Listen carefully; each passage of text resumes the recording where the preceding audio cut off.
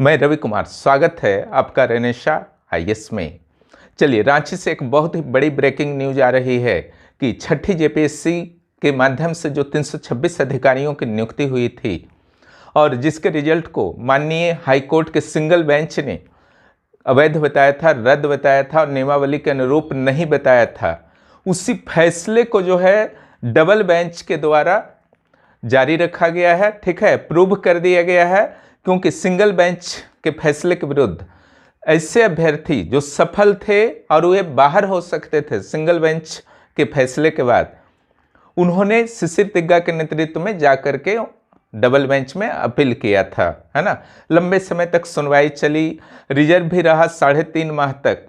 उसके बाद यह फैसला आया कि जो सिंगल बेंच का फैसला था वह सही था, यानी कि जो गलत तरीके से चयनित हुए हैं उन्हें अब बाहर होना पड़ेगा। सुप्रीम कोर्ट में इन्हें कोई राहत मिलेगी दूर दूर तक उम्मीद नहीं है, क्योंकि इनका आधार ही, चयन का आधार ही गलत था।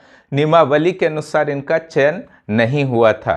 तब यहाँ पर किन किन मुद्दों के आधार पर जो है माननीय डबल बेंच के द्वारा जारी रखा गया है, जो भी फैसला था उसको अप्रूव किया गया है, उसको समझिए। पहला तो एक 40% का मुद्दा था कि प्रत्येक सब्जेक्ट में सब्जेक्ट वाइज 40% लाना जरूरी था। ऐसे लोगों को भी जेपीएससी ने अधिकारी बना दिया जो इकोनॉमिक्स जैसे सब्जेक्ट में भी आपका 30%, 25% लाए थे, या फिर किसी और सब्जेक्ट में फेल थे, है ना। दूसरा जो यहाँ पर आपका सेक्शन है वो हिंदी और इंग्लिश का मुद्दा पूरा भारत जानता है। हर आयोग में यही प्रावधान है, यूपीएससी से लेकर के झारखंड तक में। और झारखंड में खुद आपका एक पहला से 5वां तक यही चला है कि हिंदी और इंग्लिश जो शुरू वाला पेपर होता है क्वालिफाइंग होता है। 7वां में भी यही है, 5वां तक भी यही था, है ना। छठा के लिए अच्छा, जबकि लिखा भी हुआ था कि क्वालिफाइंग होगा, है ना। लेकिन उसको भी सही साबित करने का प्रयास पहले जेपीएससी के द्वारा किया गया, लेकिन सिंगल बेंच के फैसले के बाद सरकार और जेपीएससी ने स्पष्ट किया था हाईकोर्ट के समक्ष कि हम लोग जो है सिंगल बेंच के फैसले को मानने के लिए पूरी तरह से तैयार हैं और नया रिजल्ट जो है प्रकाशित हम लोग करना चाहेंगे। गलती हुई है ना।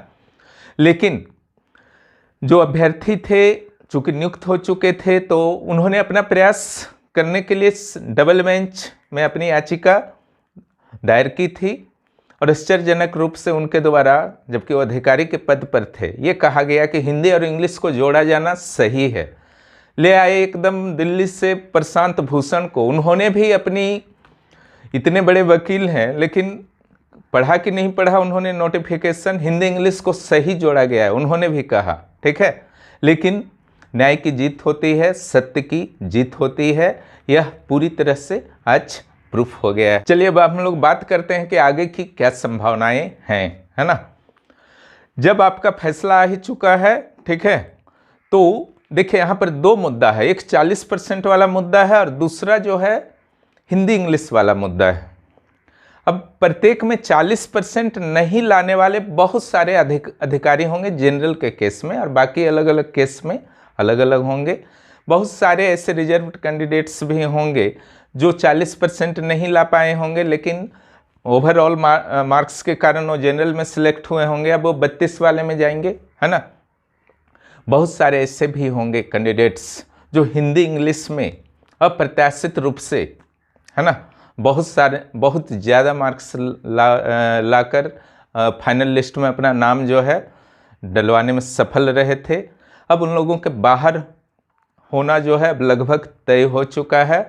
और अगर एक मुद्दा रहता तो शायद कम अधिकारी गण बाहर होते, लेकिन अब जो है 100 से ऊपर तो आपका लगभग कन्फर्म हो चुका है कि बाहर हो सकते हैं, ठीक है। तो कट ऑफ जो है काफ़ी डाउन जा सकता है। और जो भी सारे सब्जेक्ट में जो भी कैंडिडेट्स इंटरव्यू दे चुके हैं और सारे सब्जेक्ट्स में 40% जनरल के लिए, बाकी के लिए आप लोग अपना कर लीजिएगा, 40% प्रत्येक सब्जेक्ट में ला चुके हैं शुरू वाले पेपर को छोड़ करके। अब पहले वाले पेपर, दोनों पेपर में पास आउट हैं, सिर्फ उसका काउंट नहीं होगा, है ना।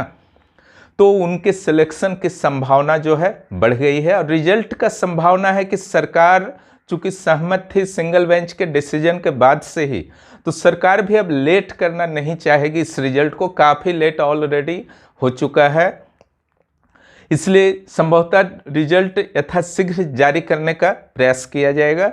बाकी जो प्रभावित अधिकारी हैं वो तो आगे की कार्रवाई करेंगे ही, सुप्रीम कोर्ट वगैरह जाएंगे। एक यहाँ पर कन्फ्यूजन आपका हो रहा है कि क्या फिर से इंटरव्यू होगा, ठीक है, तो इसके लिए कोर्ट का आदेश नहीं आया है ना, सिर्फ मेरिट लिस्ट को रद्द किया गया है, नया मेरिट लिस्ट बनाना है, ठीक है। बाकी क्लैरिटी कोर्ट के आदेश जो प्रति प्राप्त होगी उसके बाद ही होगा, ठीक है। लेकिन इसमें कोई दो मत नहीं है कि यह बहुत ही ऐतिहासिक फैसला है झारखंड के अभ्यर्थियों के लिए, है ना, जो पिछले 20 साल में मात्र 6 एग्ज़ाम हुए हैं और सारे के सारे 6 विवादित हैं। सातवें में भी विवाद का साया पूरी तरह से मंडरा रहा है, ठीक है।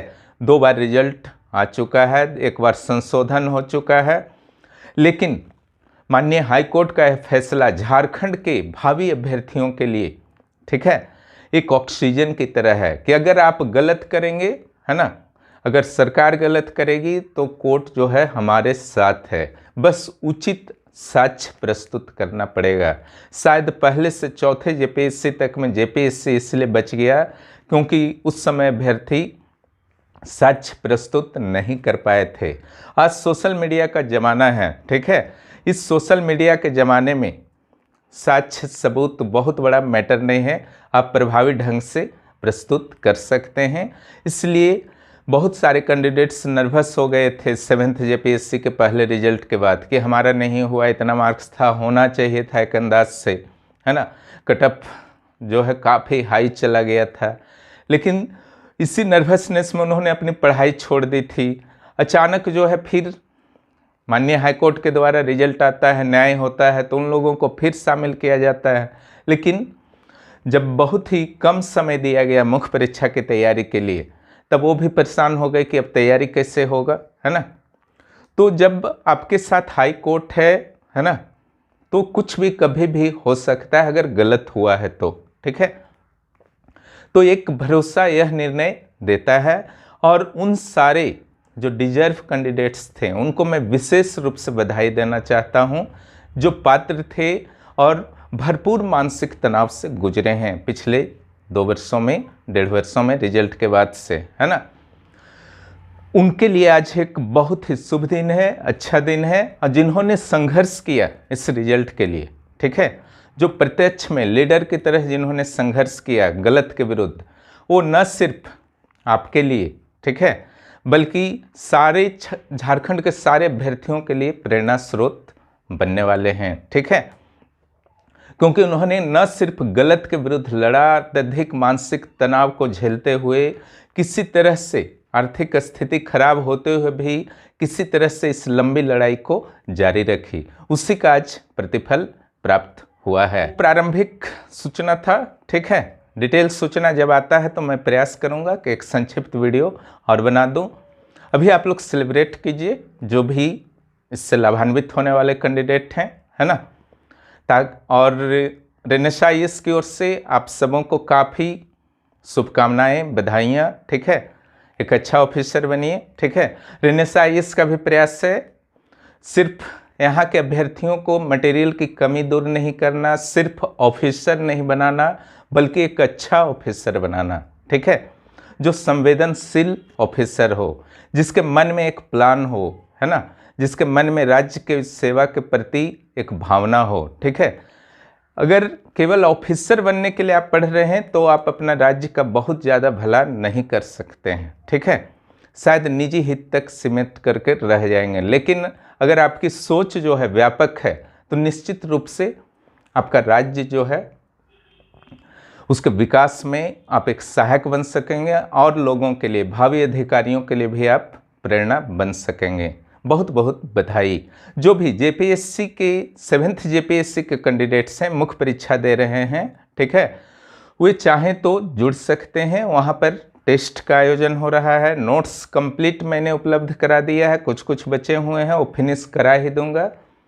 और 11वीं जेपीएससी से हिंदी साहित्य का भी हमारी ओर से प्रयास रहेगा। सीजीएल का नोट्स तेजी से प्रदान किया जा रहा है। क्लियर, प्राथमिकता में हमारा नोट्स है, फिर वीडियो। क्लियर, और जो भी इस चैनल पर नए हैं, चैनल को सब्सक्राइब कीजिए, अपने दोस्तों को इस चैनल के बारे में ज़रूर जानकारी दीजिए ताकि इस चैनल का लाभ उन्हें भी प्राप्त हो सके। यही सूचना देनी थी। वीडियो देखने के लिए बहुत बहुत